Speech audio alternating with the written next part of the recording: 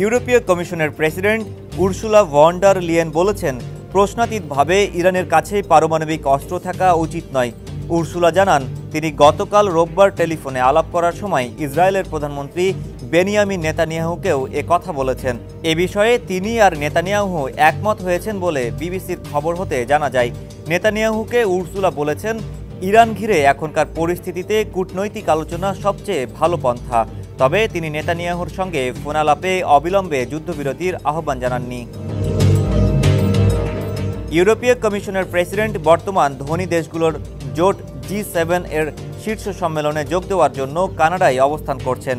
সেখানে তিনি বলেন, ইউক্রেনে রাশিয়ার চলমান হামলার পাশাপাশি ইসরায়েল ও ইরানের মধ্যকার সংঘাতের দিকেও নজর দেওয়া হবে।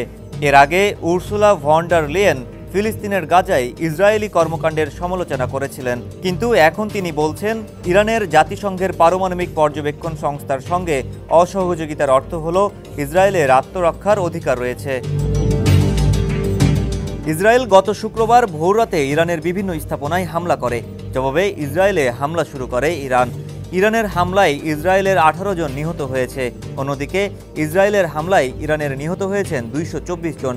পাল্টাপাল্টি এই হামলা এখনও চলমান রয়েছে।